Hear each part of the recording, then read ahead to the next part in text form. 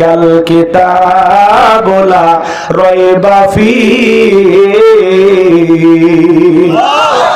আমার আল্লাহ রাব্বুল আলামিন বলেন এটি এমন একটি কিতাব যে কিতাবের মধ্যে কোনো সন্দেহ নাই, কোনো সংশয় নাই, কোনো মিথ্যা নাই, কোনো ধোঁকা নাই। There is no doubt. বলুন আল্লাহু আকবার। হুদাল লিল মুত্তাকিন, মুত্তাকি বান্দাদের জন্য গাইডলাইন হিসাবে, পথ প্রদর্শক হিসাবে আসমান থেকে কিতাবটি নাজিল করেছেন কে? সেই কিতাবের আলোচনা শুনে লাভ না লস? লাভটা কি আমার আল্লাহ জানায় দিলেন, ওয়া ইযা কুরিয়াল কুরআনু ফাসতামিউ লাহু ওয়া আনসিতু লাআল্লাকুম তুরহামুন। সূরা আরাফ আয়াত নাম্বার 204 আমার আল্লাহ রাব্বুল আলামিন জানিয়ে দিলেন, তোমাদের সামনে যখন কোরআন পাঠ করা হয়, কোরআনের আলোচনা করা হয়, চুপ করে কান লাগে মনোযোগ সহকারে কোরআনের কথাগুলো শ্রবণ করো।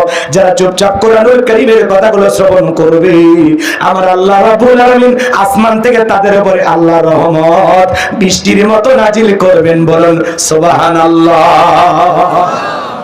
এই জায়গায় থাকলে যে কি লাভ? একটা আয়াতের আলোচনা শোনার জন্য যদি 1 ঘন্টা আপনারা ব্যয় করতে পারেন, কোরআনের এই তাফসীর শোনার পরে আমল করেন আর না করেন, 500 রাকাত নফল নামাজ বলে যে সওয়াব হবে, সেই সমপরিমাণ সওয়াব আল্লাহ তাআলা আপনার আমার আমলনামায় দান করবেন। এই মাহফিলটার যে কত দাম! আল্লাহ বলেন, ওয়াযাক্কির ফাইন্না যিকরা তানফাউল মুমিনিন। সূরা জারিয়ার 55 নম্বর আয়াত আল্লাহ ডেকে বলেন, আসসালামু আলাইকুম ওয়া রাহমাতুল্লাহি ওয়া বারাকাতুহু। আপনারা সবাই কেমন আছেন? মাহফিল কিন্তু খুব বেশি বড় না, কিন্তু আপনারা যেভাবে হই হুল্লোড় করতেছেন তাতে মনে হয় কয়েক লাখ মানুষ এক জায়গায় আছে। এই জেলার নাম কি? বগুড়া হলো উত্তরবঙ্গের রাজধানী। বাইরের জেলার মানুষ জানে এটা বিএনপির ঘাঁটি। সে এলাকার মানুষের ভালো হওয়ার দরকার আছে না নাই? আগামীতে আপনারা নেতৃত্ব দেবেন, তাহলে সেই অঞ্চলের মানুষের ব্যবহার কতটা সুন্দর হওয়া দরকার। যে ভাইরা দাঁড়িয়ে আছেন তাদের জন্য এই ক্যামেরাটা কি করছে? যারা মিডিয়ার ভাইরা আসছে তাদের সাথে খারাপ ব্যবহার করবেন না, কারণ তাদের কারণে হয়তো বা অনেকে আমাকে চেনেন। তাদের কারণে আপনারা ডক্টর মিজানুর রহমান আজহারিকে চেনেন, মুফতি আমির হামজাকে চেনেন। মিডিয়া না থাকলে বক্তাদের চিনতেন? মাঠে মাঠে আমরা আগে অনেক ওয়াজ করছি, কই চেনেন না তো? মোবাইলে একটু দেখছেন, ভাল লাগছে, তাই তো ভালোবাসা টানে আসছেন, তাই না? আপনারা বলে তো এই জায়গায় এমন কেউ আছেন আমার যার কাছে মোবাইল নাই? আছে এরকম লোক? আছে? মোবাইলে কারা কারা আলোচনা শুনছেন? হাত তোলেন তো দেখি। এই যে দেখেন, অনেকে হাত তুলতেছেন শরমে। আচ্ছা যাই হোক, এদিকে কেউ করে আপনারা চান না আজকের মাহফিলটি ইউটিউব ইন্টারনেটের মাধ্যমে তাম দুনিয়ার মানুষের কাছে ছড়িয়ে পড়ুক? আপনারা চান না? তাহলে রেকর্ড করার জন্য একটু সুযোগ দেওয়া লাগবে। আর যারা মাহফিল কমিটি তাদের কাছে আমার অনুরোধ, এর পরবর্তীতে মঞ্চ করলে মঞ্চগুলো করবে 2 তলা 3 তলা, মানে উঁচু, ঠিক আছে? এত নিচু করলে যে মিডিয়ার সমস্যা হয়, লোকজন চিল্লাপাল্লা করে। আমি যদি এই জায়গায় বসে থেকে ওয়াজ করতাম তাহলে কি আপনাদের সমস্যা হতো? কিছুই হতো না। তার মানে মঞ্চটা নিচু হওয়ার কারণে কষ্ট হচ্ছে আপনাদের। আর এটা কি আপনাদের মাহফিলের পোস্টার? হ্যাঁ, মাহফিলের পোস্টার কি এটা না বড় পোস্টার আছে? বক্তার দাওয়াত দেন, একটা পোস্টার যদি ঠিক মতো না করেন, এত মাহফিল দিয়ে লাভ কি? কারণ নিয়ে আসলে নিয়ে আসার মতো নিয়ে আসবেন, প্রচার প্রসার ভালো করে করবেন। এই যে প্রচারে করছেন আপনারা দুর্বল, এটা যদি আরেকটু ভালোভাবে প্রচার করতেন এর চাইতে আরো ডবল লোক হইতো। এই জন্য প্রচার প্রসার ভালো করে করবেন, মাহফিল সাজাবেন মাহফিলের মতো, ঠিক আছে? আমি পোস্টার তো দেখেছি, এগুলো তো আরো 20 বছর আগে চলত না, আপডেট হওয়া লাগবে। যে ছেলেটা গজল গাইলা না, আমরা কি আপডেট হয়েছি নাকি? ছেলে কিন্তু ভালো কথা বলছে। আমি বিনয়ের সহিত অনুরোধের ভাষায় বলবো, বাংলাদেশ এমন একটি দেশ যে দেশের মানুষ 12 লক্ষেরও বেশি রোহিঙ্গা মুসলমানকে নিজের দেশে জায়গা দিতে পারে। সেই দেশের মানুষের কলিজা ছোট না বড়? জোরে বলেন ছোট না বড়? আমার বিশ্বাস বগুড়া ধুনটের মানুষের কলিজা আরো বড়, না হলে এত সুন্দর আয়োজন করতো না। কথা বলে ঠিক না? এজন্য অনুরোধের ভাষায় বলবো, সবাই একটু মেহেরবানি করে 30 সেকেন্ড সময় সামনের দিকে চেপে আসে। যার কাছে যতটুকু ফাঁকা আছে সামনে চেপে বসেন। যারা পিছনে আসছে তাদেরকে পিছনে জায়গা দেন। তারা সামনে আসছেন, আবার আসো এই ছেলে লাল চাদর, আগেও সামনে আসুন। সবাই আসেন, সবাই সবাই চেপে বসেন, একবারে কাছে আসেন, খুব কাছে আসেন। অনেক কথা আছে আপনাদের সাথে, আসেন। কথা কয় না? মুফতি আমির হামজা ভাইকেও নিয়ে আসতে পারে। রাগ করতেছেন আপনারা? ওনারাই ভালো আয়োজন চালু রাখুক, আপনারা চান না? সবাই দোয়া করবেন তো ইনশাআল্লাহ? ঠিক আছে, আমি সালাম দিয়ে কথা বলা শুরু করছি। এর আগে 2-1টা মাহফিলে কি আপনারা আমার আলোচনা শুনেছেন? কোথায়? হ্যাঁ, ওই জায়গায় কোন সূরা? সূরার নাম আলোচনার বিষয় মনে নাই? একটু মনে হচ্ছে না? ওটা ওয়াজ, ওটা তো একটা ছন্দ, ওইটাই মনে আছে। আর কিছু শুনছেন? আশেপাশে আর কোনো মাহফিলে আসিনি আমি। হ্যাঁ, হেকুরিয়া কোন সূরা? সূরার নাম মনে নাই।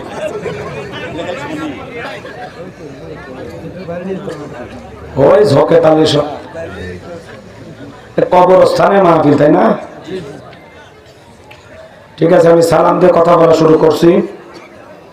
আশা করছি সকলে সালামের জবাব জোরে সোরে দেবেন। আসসালামু আলাইকুম ওয়া রাহমাতুল্লাহি ওয়া বারাকাতুহু। ইন্নাল হামদালিল্লাহিল আকরামিল্লাযী খালাকাল ইনসানা ওয়া কাররামা ওয়া আল্লামাহু মিনাল বায়ানি মা লাম ইয়ালাম।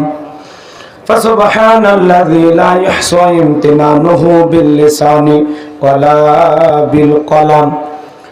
নাশহাদু আল্লা ইলাহা ইল্লাল্লাহু ওয়াহদাহু লা শারীকা লাহ ওয়া নাশহাদু আন্না সাইয়্যিদানা ওয়া সানাদানা ওয়া হাবিবানা ওয়া মাওলানা মুহাম্মাদান আবদুহু ওয়া রাসূলুহু الذي أرسله بالحق بشيرا ونذيرا وداعيا إلى الله بإذنه وسراجا وقمرا منيرا فقد قال الله تعالى في كلامه المجيد وفي فرقانه الحميد। সকলে জবান ছেড়ে মোহাব্বতে আওয়াজ দিয়ে পড়ুন, আউযু বিল্লাহি মিনাশ শাইতানির রাজিম। বিসমিল্লাহির রাহমানির রহিম। তাবারাকাল্লাযী বিয়াদিহিল মুলক ওয়া হুয়া আলা কুল্লি শাইইন কাদির। الذي خلق الموت والحياة ليبلوكم أيكم أحسن عملا وهو العزيز الغفور. صدقت يا رب العالمين. وعن أبي هريرة رضي الله تعالى عنه قال قال رسول الله صلى الله عليه وسلم الدنيا سجن المؤمن وجنة الكافر رواه مسلم. وقال تعالى في شان حبيبي إن الله وملائكته يصلون على النبي يا আইয়ুহাল্লাযীনা আমানু সাল্লু আলাইহি ওয়া সাল্লিমু তাসলিমা। সকলে দরুদ ইব্রাহিম পড়ুন। আল্লাহুম্মা সাল্লি আলা মুহাম্মাদ ওয়া আলা আলি মুহাম্মাদ কামা সাল্লাইতা আলা ইব্রাহিম ওয়া আলা আলি ইব্রাহিম ইন্নাকা হামিদুম মাজিদ। আল্লাহুম্মা বারিক আলা মুহাম্মাদ ওয়া আলা আলি মুহাম্মাদ কামা বারাকতা আলা ইব্রাহিম ওয়া আলা আলি ইব্রাহিম ইন্নাকা হামিদুম মাজিদ। মুসলিম মোরা ঘুমিয়ে পড়েছি, বিবেকে জ্বলছে তালা, রক্ত মদের হয়েছে শিথিল, পাপে অন্তর কালা। আসছে পথে আধার নেমে, তাই বলে কি রইবি থেমে, বারে বারে জ্বলবে বাতি, হয়তো বাতি জ্বলবে না, তাই বলে তো ভীরুর মতো বসে থাকলে চলবে না। মুসলিম আমি, সংগ্রামী আমি চির রণবীর, আল্লাহকে ছাড়া কাউকে মানি না, নারাই তাকবীর। কইরে খালেদ কইরে ওমর, এসেছে নতুন বদর, কইরে খালেদ কইরে ওমর, এসেছে নতুন বদর, কোথায় দেখবি জয়ী তরুণ মুজাহিদ। আবারও কি গাইতে হবে ঘুম ভাঙানো গীত, আবারও কি গাইতে হবে ঘুম ভাঙানো গীত। লা ইলাহা ইল্লাল্লাহ, জোরে লা ইলাহা ইল্লাল্লাহ, লা ইলাহা ইল্লাল্লাহ। মাইকের অপারেটর কো একটু বসেন, সবাই যারা দাঁড়িয়ে আছেন একটু বসেন, বক্সের আওয়াজটা একটু ছেড়ে দেন, কানে আওয়াজ দাও, কানে আওয়াজ দাও। লা ইলাহা ইল্লাল্লাহ, জোরে লা। এটা কি গো? মাস লা ইলাহা, গিলাসে করে পানি না দিয়ে, লা ইলাহা ইল্লাল্লাহ, জোরে লা, জোরে লা ইলাহা। যারা দাঁড়িয়ে আছেন একটু বসেন, বসার জায়গা দেন ভাই। লা ইলাহা ইল্লাল্লাহ, জোরে লা, জোরে লা ইলাহা। ফুলের বুকে থাকলে মধু, ভ্রমর যেমন আসে, কোরআনের জ্ঞান থাকলে বুকে সবাই ভালোবাসে। লা ইলাহা ইল্লাল্লাহ, জোরে।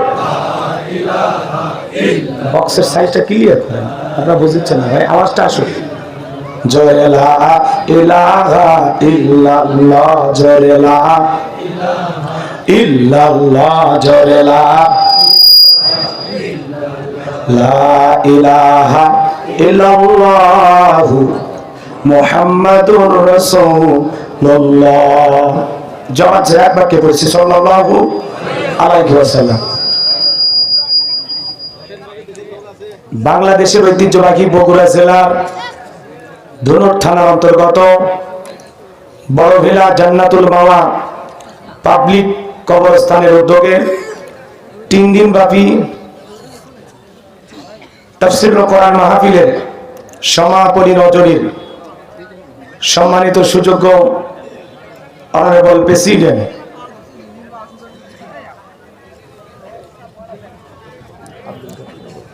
জনাব আলহাজ টুনু কাজী, আল্লাহ পাক তার গোলামকে হায়াতে তৈয়বা সিয়াতে কুলিয়া দান করুন, সকলে বলুন আমিন। আজকের প্রোগ্রামের সম্মানিত প্রধান অতিথি আপনাদের প্রিয় মানুষ, বিশিষ্ট রাজনীতিবিদ, জননেতা জনাব আলহাজ গোলাম মোহাম্মদ সিরাজ সাহেব, আল্লাহ পাক তার গোলামকে হায়াতে তৈয়বা সিরাতে কুলিয়ে দান করুন।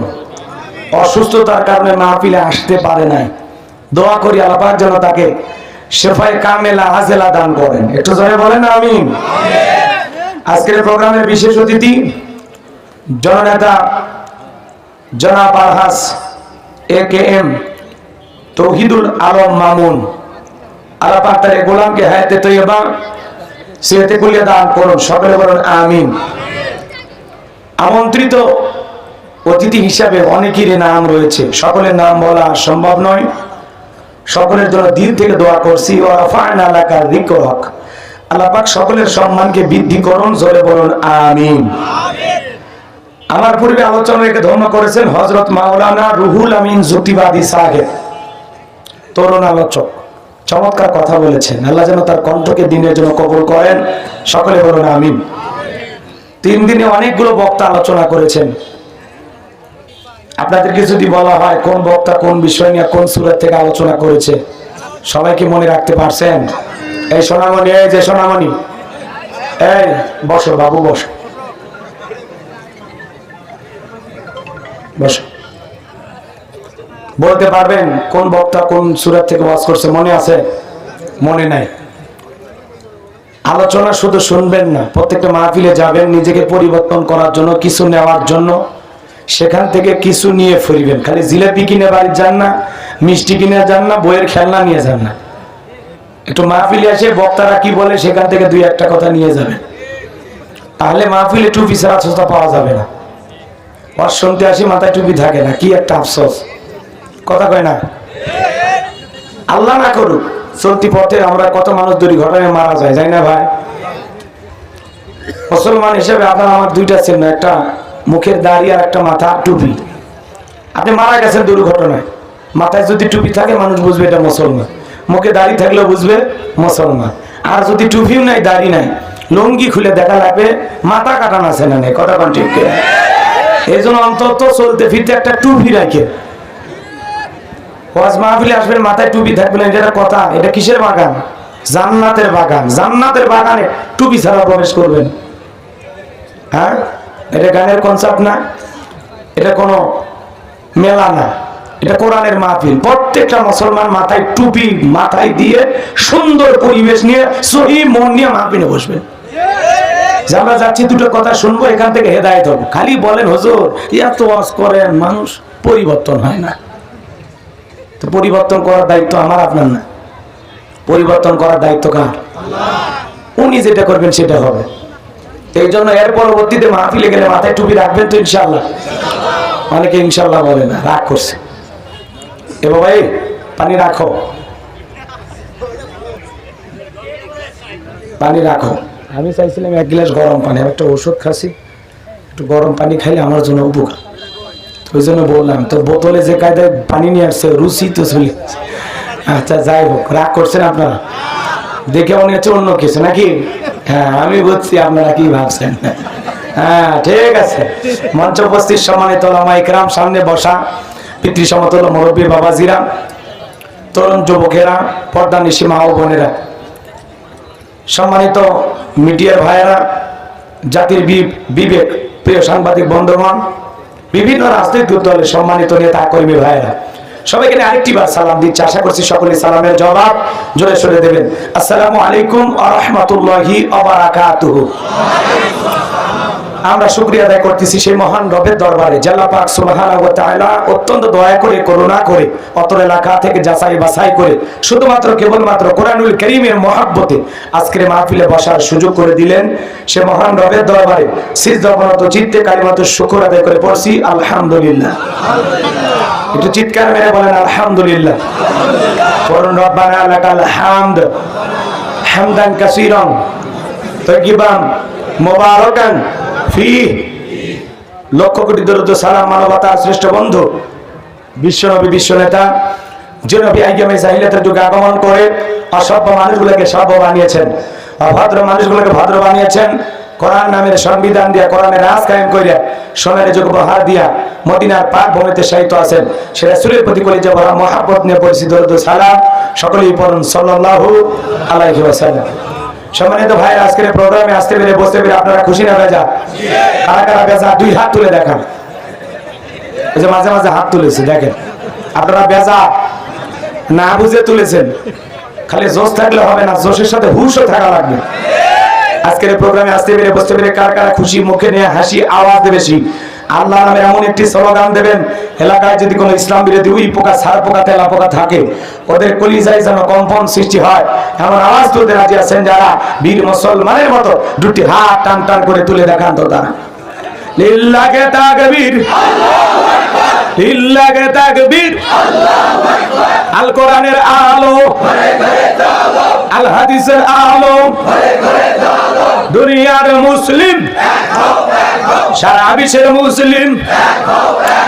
আমার নেতা তোমার নেতা, আমার নেতা তোমার নেতা। লিল্লাহি তাকবীর। আল কোরআনের আলো, আল হাদিসের আলো, দুর্নীতির আলো। আপনার ডেকোরেটর ভাই কই?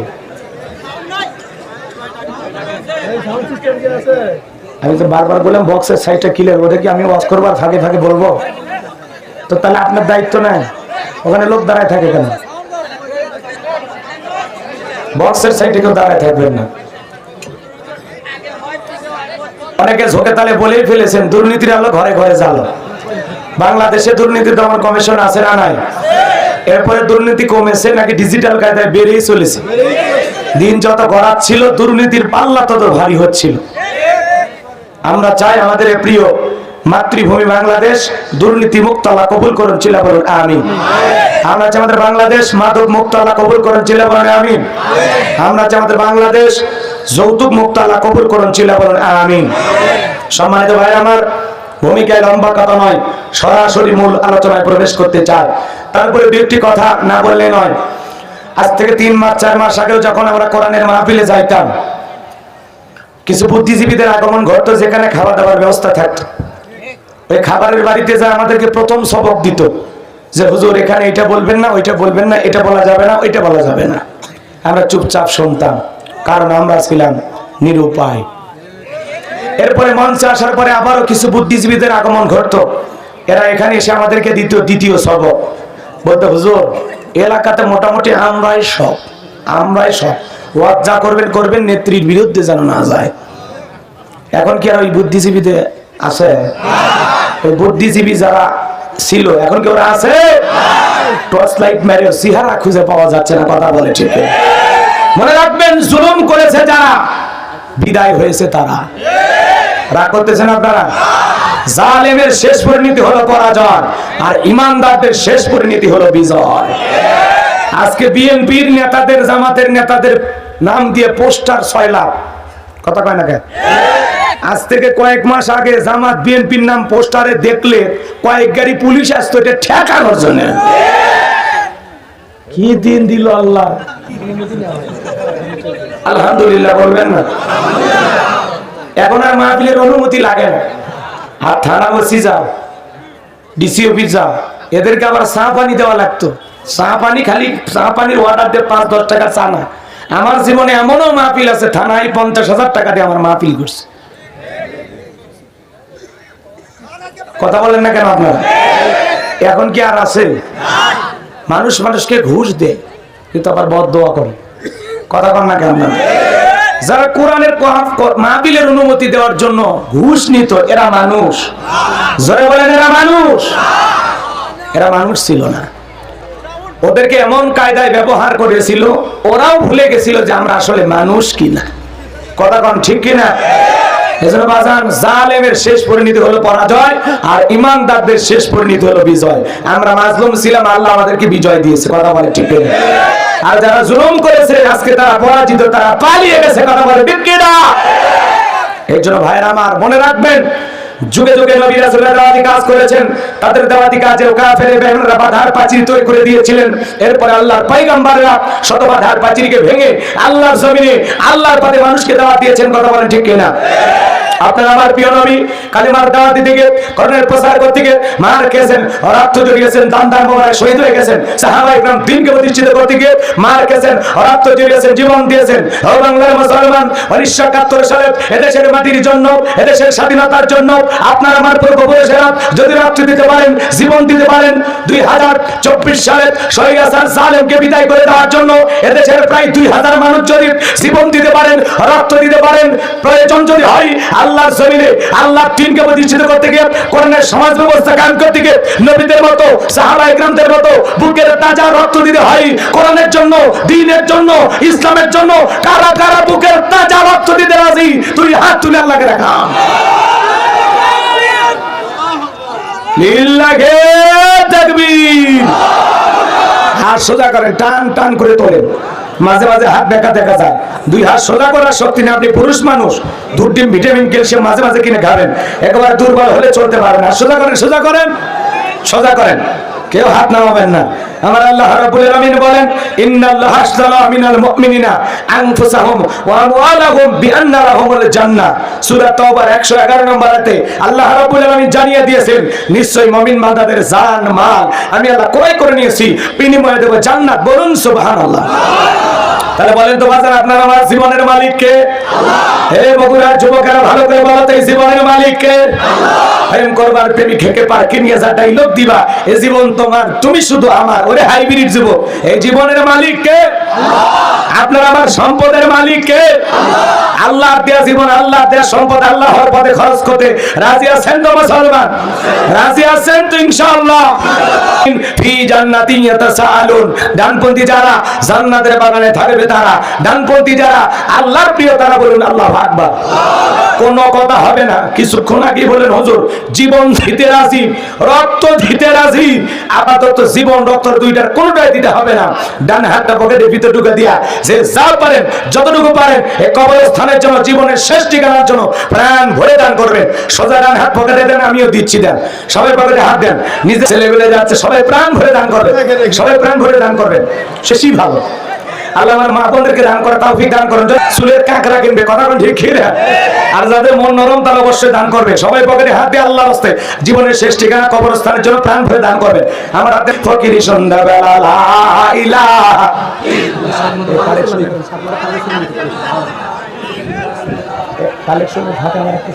1 ঘন্টায় 2 ঘন্টা ওয়াজ করে দেব। আমাকে 9টা 9:30 দিতে চাইছিল, তো যাই একটু দেরি হয়ে গেছে। তারপরে মাইনে নেন, বগুড়ার মানুষ আপনারা, কিছু বলার থাকে না, কারণ আমি বগুড়ার জামাই। বেশি কথা বললে কবি জামাইয়ের ব্যবহার ভালো না, অতএব আপনারা কষ্ট নেবেন না। আমি আপনাদেরকে শ্রদ্ধা রেখে সম্মান রেখে কথা বলবো। আমাকে অনেক কিছু বলা হয়েছে, কিন্তু আসলে আমার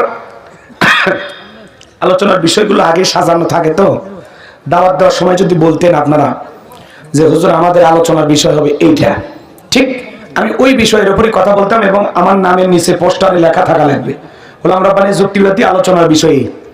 কিন্তু পোস্টারে লিখবেন না, আমাকে আগে জানাবেন না, হঠাৎ করে এসে বিষয় দিলে সেই বিষয়ের উপরে কথা বলা ঝামেলা আছে। কথা কি বুঝতে পারছি? এই জন্য আপনাদের বিষয় অনুযায়ী আমি কথা বলবো না, আমি আমার ইচ্ছা অনুযায়ী কথা বলবো। তবে যেহেতু কবরস্থানের মাহফিল, ওই বিষয়টা খেয়াল রেখে শেষের দিকে আমি একটু ঠান্ডা কিছু আলোচনা করে, যদি আপনাদের দিল নরম হয় আমি চেষ্টা করবো ইনশাআল্লাহ। ব্যাস চলেন আলোচনা চলে।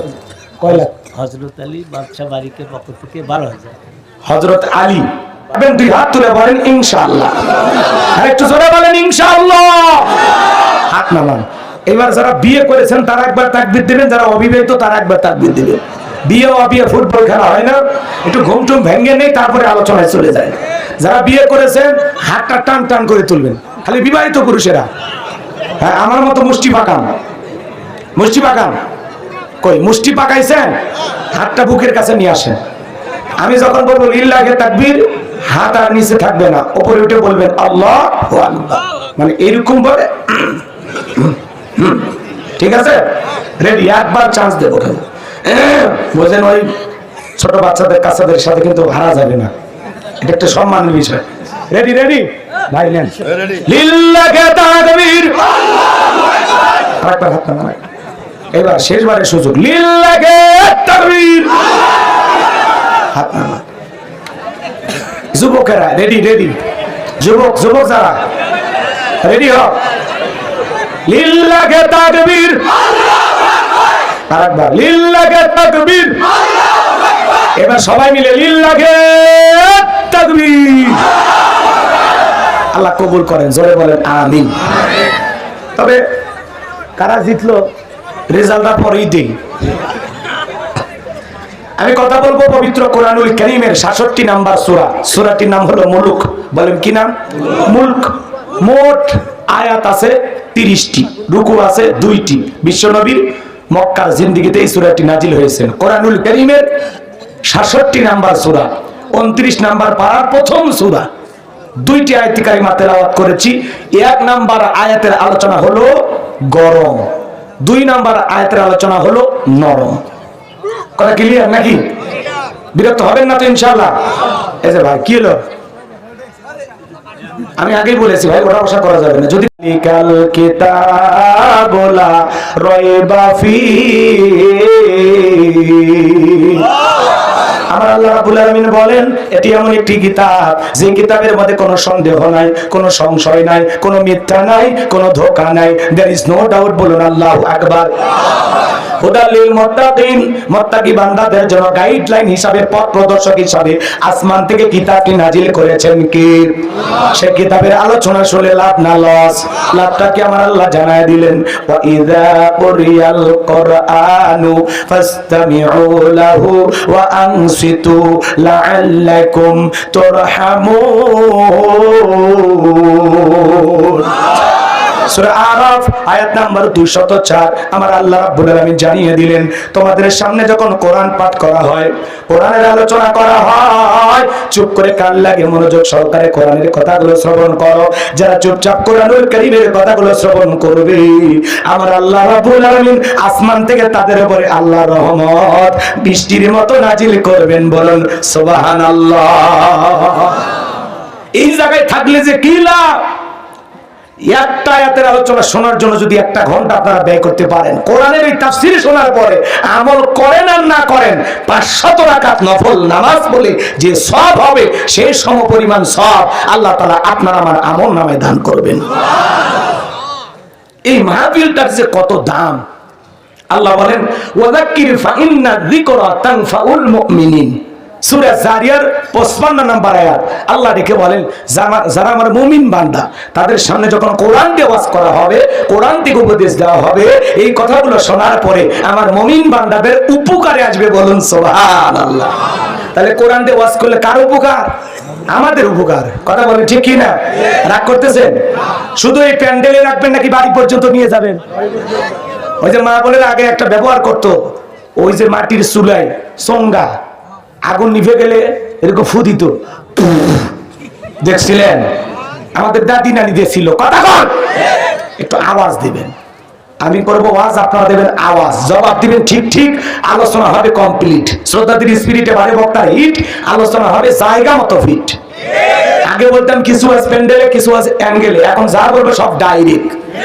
বগুড়ার মানুষকে আপনারা ভয় পাচ্ছেন নাকি একটা তাকবীর দেন লিল্লাহি তাকবীর রাব্বাকা ফাকাব্বির তাকবীর হবে রবের নামে স্লোগান হবে রবের নামে যেই জমিনে আল্লাহ শ্রেষ্ঠত্ব বরত্ব ঘোষণা করা হবে ওই জমিনে কোনো শয়তানি শক্তি টিকতে পারবে না আপনি সুবহানাল্লাহ আলহামদুলিল্লাহ জিকির করবেন শয়তান কাছে বসে থাকবে যখনই বলবেন আল্লাহু আকবার শয়তান লঙ্গি পড়ার টাইম পাবে না কারণ আল্লাহু আকবারের স্লোগান শুনলে শয়তানের গায়ে আগুন লেগে যায় কথা কয় না পিছনের ভাইরা কি ঘুমানোর নিয়ত করছেন একটু কথা বলবেন পিছনে যারা আছেন তারা একবার তাকবীর দেন তো লিল্লাহি তাকবীর ও সেতনি আছে সামনে যারা আছেন তারা বলবেন লিল্লাহি তাকবীর আওয়াজ কার বেশি না সামনে থেকে তো আপনারা আরেকবার চান্স নেন লিল্লাহি তাকবীর সবাই মিলে লিল্লাহি তাকবীর আমার ভাইয়েরা দিল দিয়া কথাগুলো বুঝবেন বাজান, কোরআনুল কারীমের কথাগুলো শুনে প্যান্ডেলে রাখলে হবে না, ঘর পর্যন্ত নিয়ে যাওয়া লাগবে।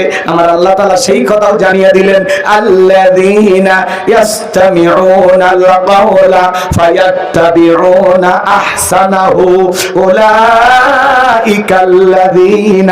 হাদাহুমুল্লাহু ওয়া উলাইকা হুম উলুল আলবাব।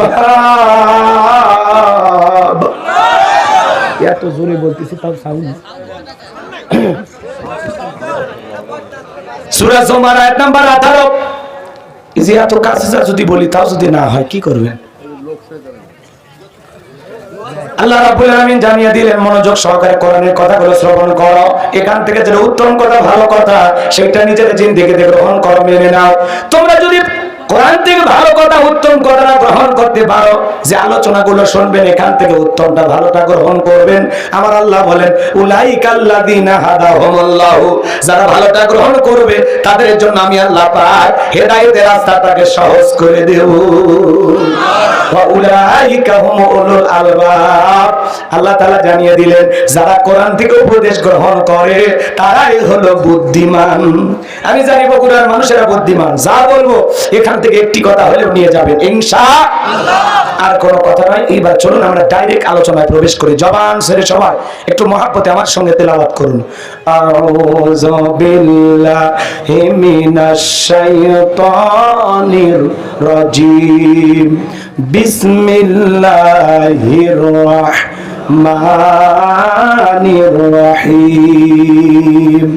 বিতাড়িত মোদ্দা শয়তানের কাছ থেকে আল্লাহ পাকের কাছে আশ্রয় প্রার্থনা চাচ্ছি। পরম করুণাময় সিমদালু আল্লাহ তাআলার নামে শুরু করছি।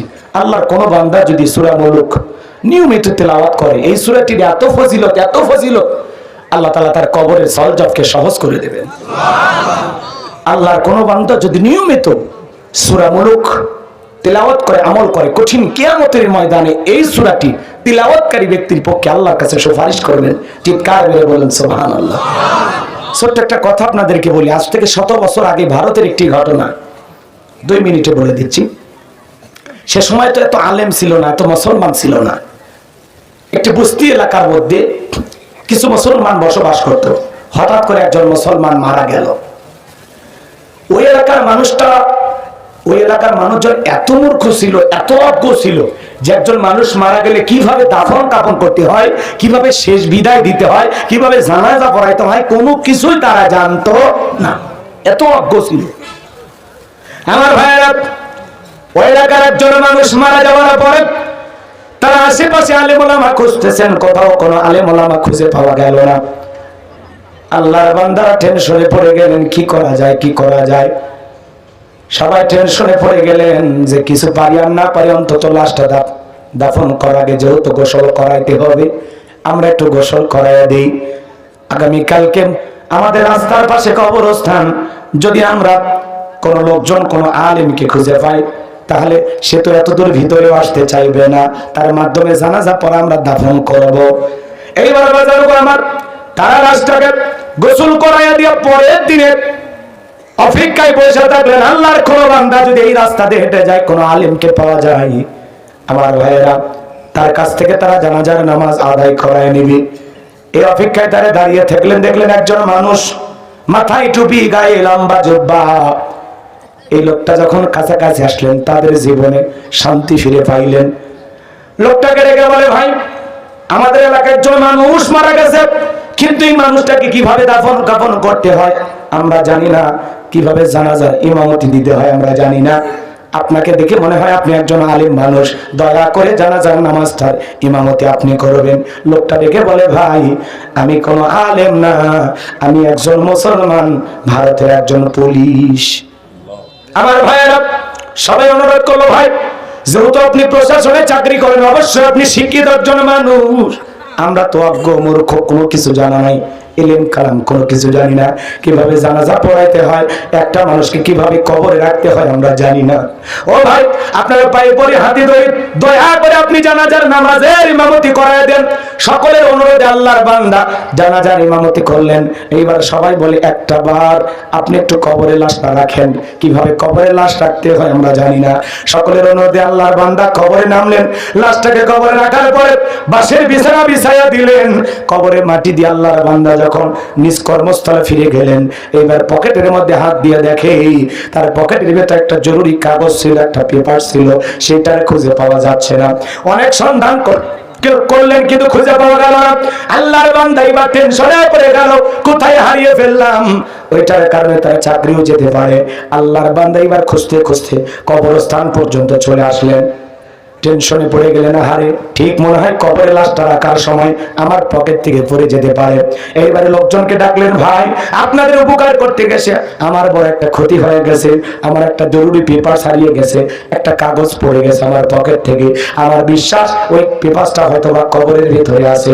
এইবার সবাই বললেন, ভাই কিছুক্ষণ আগে 1.5-2 ঘন্টা আগে একটা মানুষকে কবরে শায়িত করলাম, এখন কি কবরটা খনন করা যায়? বলে হ্যাঁ যাবে, চলো। এখন লাশ পচে নাই, গলে নাই, চলো যায়। এইবার সবাইকে নিয়ে গেলেন, কবরের মাটিগুলো টান দেওয়া হলো। এইবার 1-2টা বাদ যখন টান দিয়েছে বাজান, সবাই তাকায় দেখি 1-1.5 ঘন্টার 1-1.5 ঘন্টা আগে যেটা মাটির কবর, ওইটার মাটির কবর না হয় কে যেন ফুল দিয়া ডেকোরেশন করে দিয়েছে। কবরের মধ্যে ফুলের বাগান দেখা যায়। এইবার পুলিশ অফিসার চোখের পানি ছেড়ে দিয়ে কাঁদে, আর দিকে বলে কবরের বাঁশগুলো তোলো। এইবার সবাই তাকায় দেখে, হারে কিছুক্ষণ আগে মাটির কবর দেখে গেলাম, ওইটা তোর মাটির কবর নাই, ওইটা এখন পুরোটাই ফুলের বাগান। যতদূর দৃষ্টি যায় ততদূর ফুলের বাগান দেখা যায়। চিকচিক করতেছে, কবরটা আলোকিত হয়ে গেছে, চিকচিক করতেছে। সুবহানাল্লাহ বলবেন না? এবার কবরের এক কোণায় দেখা যায় কাগজটা। পুলিশ অফিসার কাগজটাকে নিলেন, নেওয়ার পরে বলতেছেন, ভাই বার বিছাইয়া দেন। আর 2 চোখ বেয়ে বেয়ে পানি পড়ে যাচ্ছে, আনন্দে আত্মহারা হয়ে। সে বলতেছে, এই ব্যক্তির দুনিয়াতে কে বেঁচে আছে, আমি একটু তার কাছে যাব। এই জীবন দশায় কি আমল করেছে, যে আমলের কারণে 1-1.5 ঘন্টা আগে যেটা মাটির কবর ছিল, সেই মাটির কবর কে ফুল দিয়ে সাজাইলো। আমার বিশ্বাস এটা আল্লাহর প্রিয় একজন গোলামের কবর। এই আল্লাহর গোলাম দুনিয়ার জীবনে কি আমল করেছে, যার কারণে আল্লাহ তাআলা তার কবর জান্নাতের বাগান বানায় দিয়েছেন। যতক্ষণ পর্যন্ত আমি না জানতে পারবো ততক্ষণ পর্যন্ত আমি আর ফেরত যাব না। আল্লাহর এই বান্দা দুনিয়ার জমিনে কি আমল করেছিল, যার কারণে আল্লাহ কবরটা ফুলের বাগান বানায় দিয়েছে। আপনারা একটু শুনবেন, কারা কারা একটু হাত তোলেন তো বাজান। লিল্লাহি তাকবীর। আমলের কথাটা আমি বলবো, কষ্ট হয় আপনাদের আমার ভাইয়েরা। তাহলে সূরা মুলুক আল্লাহর কোন বান্দা যদি নিয়মিত তিলাওয়াত করে, কঠিন কিয়ামতের ময়দানে সূরা মুলুক তার পক্ষে আল্লাহর কাছে সুপারিশ করবে, আল্লাহর সাথে ঝগড়া করবে। চিৎকার মেরে বলুন সুবহানাল্লাহ। তাহলে সূরা মুলুক নিয়মিত তিলাওয়াত করবেন তো ইনশাআল্লাহ। আল্লাহ তেলাওয়াত করার তৌফিক দান করুন, জোরে বলুন আমিন। এবার জবান ছেড়ে সবাই আমার সাথে বলুন, তাবারাকাল্লাযী বিয়াদিহিল মুলক ওয়া হুয়া আলা কুল্লি শাইইন কাদির। আল্লাহ রাব্বুল আলামিন বলেন, মহামান্বিত সেই সত্তা যার হাতে সর্বময় কর্তৃত্ব, রাজত্ব পাওয়ার ক্ষমতা, তিনি হলেন সব বিষয়ের উপরে শক্তিমান। তাহলে সকল ক্ষমতার একমাত্র মালিক কে? আর একটু জোরে বলেন কে? আল্লাহ রাব্বুল আলামিন বলেন, তাবারাকাল্লাযী বিয়াদিহিল মুলকু ওয়া হুয়া আলা কুল্লি শাইইন কাদির। মহামান্বিত সেই সত্তা যার হাতে সর্বময় কর্তৃত্ব, রাজত্ব পাওয়ার ক্ষমতা, তিনি হলেন সব বিষয়ের উপরে শক্তিমান। তাহলে সকল ক্ষমতার একমাত্র মালিক কে? একটু জবান ছেড়ে বলেন কে? আসমানে ক্ষমতা চলবে কার? জমিনে ক্ষমতা চলবে কার? আল্লাহর চাইতে বড় ক্ষমতাধর কেউ আছে? আল্লাহর চাইতে বড় দুনিয়ায় কেউ আছে? আল্লাহ রাব্বুল আলামিন বলেন, ওয়ালাম ইয়াকুল্লাহু কুফুয়ান আহাদ। আকাশ আর জমিনে আল্লাহ আল্লাহর সমকক্ষ, আল্লাহর সমতুল্য আর কেউ নাই। চিৎকার মেরে বলুন আল্লাহু আকবার। লিল্লাহি মুলকুস সামাওয়াতি ওয়া মা ফিল আরদ। আকাশ আর জমিনের একচ্ছত্র মালিকানা কার? নাকি এর মধ্যে কারো ভাগ আছে? হ্যাঁ, কথা বলেন না কেন আপনারা? আল্লাহ যে পৃথিবীর সবচাইতে বড় ক্ষমতাধর, এই কথা স্বীকার করতে আমাদের কি লজ্জা হয়? কোন কারণে কি ভয় লাগতেছে? তাহলে একটু জোরে জোরে বলেন, পৃথিবীর সকল ক্ষমতার একমাত্র মালিক কে? আল্লাহর চাইতে বড় ক্ষমতাধর কেউ নাই। কথা বলে ঠিক কি না? তাহলে জমিন যে আল্লাহ, এই জমিনে আল্লাহর আইন চালু হওয়ার দরকার আছে না নাই? অনেকে ভাবতেছেন হুজুর সকল ক্ষমতার মালিক আল্লাহ, এটা অনেকে বিশ্বাস করতে চায় না।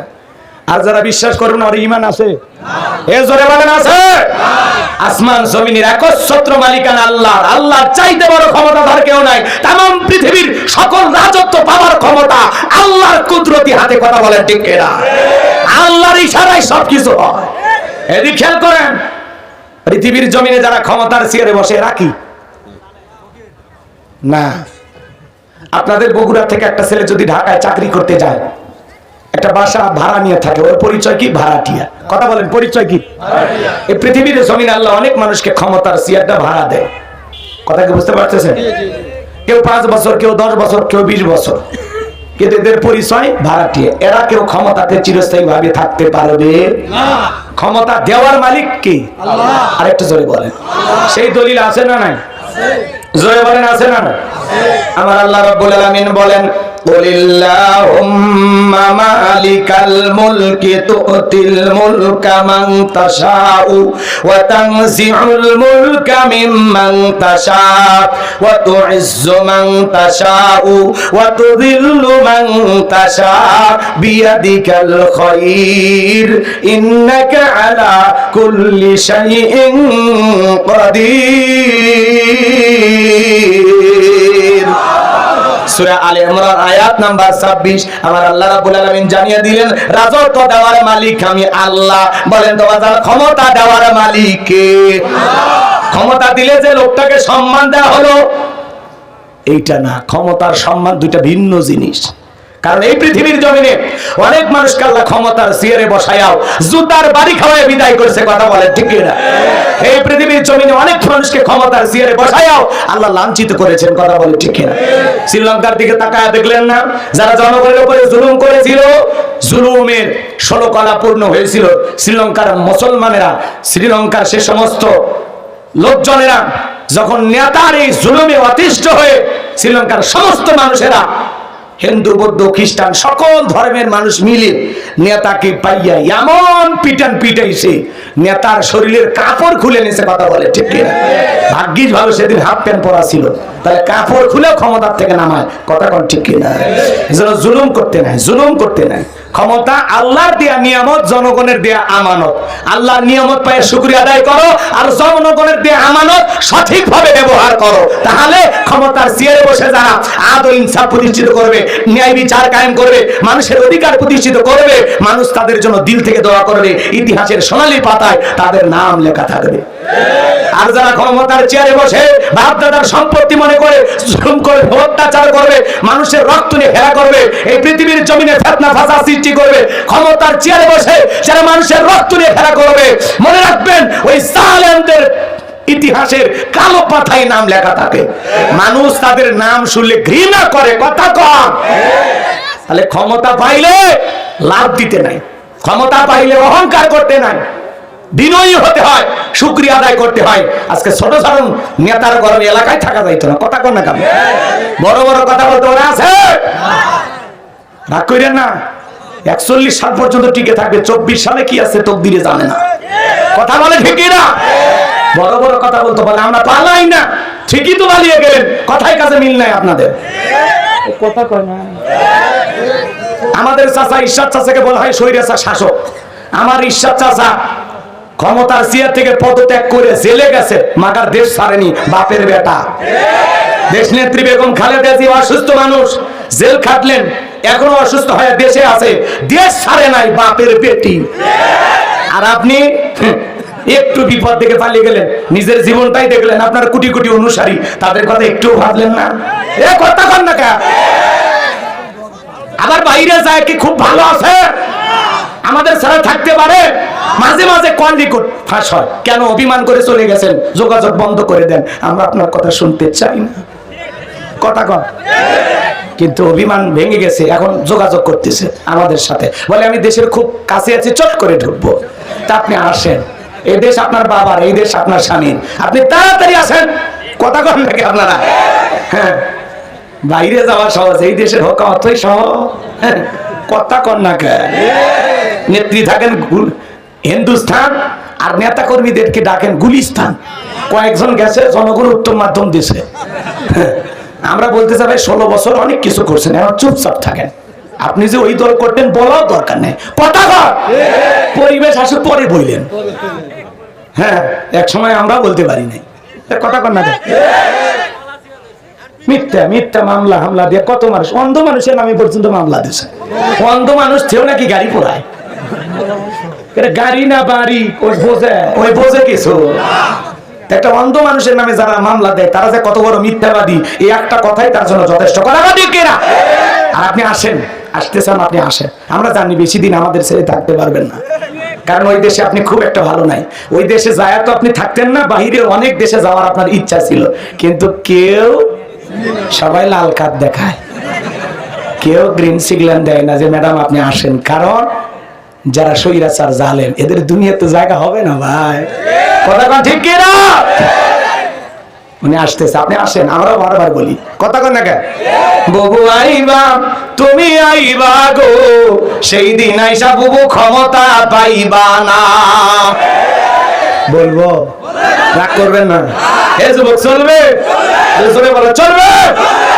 বুবু আইবা, তুমি আইবা গো, সেই দিন আইসা বুবু ক্ষমতা পাইবা না। খোঁজ নাই বুবু কাদের কাকার, অবস্থা খারাপ দরবেশ বাবার, হাউন আঙ্কেল এখন সামনে আসে না। খোঁজ নাই বুবু কাদের কাকার, অবস্থা খারাপ দরবেশ বাবার, হাউন আঙ্কেল এখন সামনে আসে না। নেতা কর্মী সব জেলের ভিতর, আমি আসি ডরের ওপর, কখন জানি আসে গ্রেপ্তারি পরোয়ানা। বুবু আইবা, তুমি আইবা গো, সেই দিন আইসা বুবু ক্ষমতা পাইবা না। ক্ষমতার চেয়ার থেকে নামা সহজ, কিন্তু চেয়ারে ওঠা কঠিন। আর যাই হোক, আমরা আগামীতে সিদ্ধান্ত নেব, বাংলাদেশে আর যাই হোক, কোন নারীকে আমরা প্রধানমন্ত্রী চাই না। এই দেশে আমরা পুরুষ প্রধানমন্ত্রী দেখতে চাই। কারা কারা হাত তুলে দেখা, লিল্লাহে তাকবীর। হাত নামান। কারণ নারীদের রাগ বেশি, জেদ বেশি, অভিমান বেশি। মাঝে মাঝে দেখেন না, রাগ করে জেদ করে ঘরের হাঁড়ি পাতিল ভেঙে ফেলে দেয়, স্বামী তুলে আসার মারে। ওদের অত্যাচারে ঘরে টিকা কি কঠিন। আর মেয়ে মানুষ যদি একবার শান্তি জায়গা পায়, জীবন চলে যাবে, তাও ছাড়বি না। 16 বছর লাগছে ছাড়তে, কি বলে? এই জন্য আর যাই হোক, কোন নারীকে প্রধানমন্ত্রী বানানো যাবে না।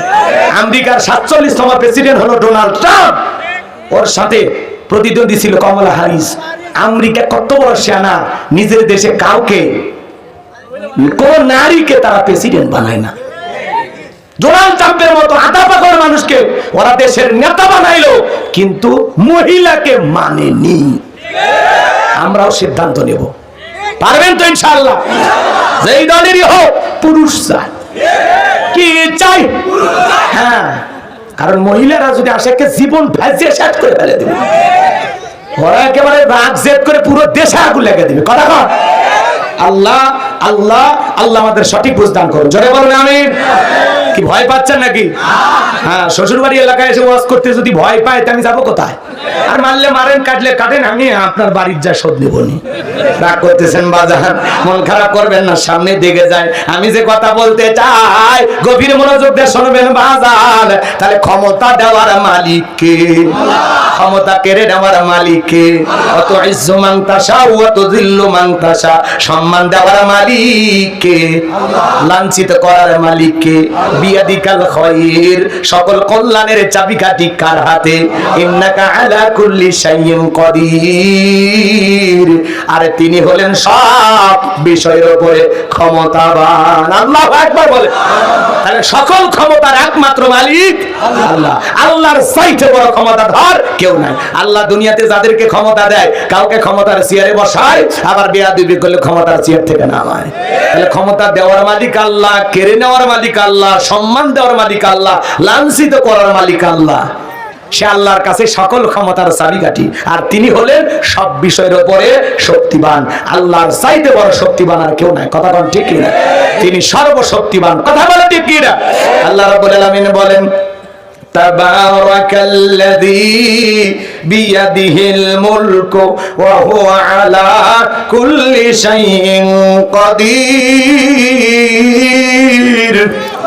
মহামান্বিত সেই সত্তা যার হাতে সর্বময় কর্তৃত্ব, রাজত্ব, পাওয়ার ক্ষমতা, তিনি বলেন সব বিষয়ের উপরে ক্ষমতাবান। এ বাজান গো আমার, তাহলে একটু চিৎকার মেরে বলেন তো, সকল ক্ষমতার একমাত্র মালিক কে? আল্লাহ। আল্লাহর চাইতে বড় ক্ষমতাধর কেউ নাই।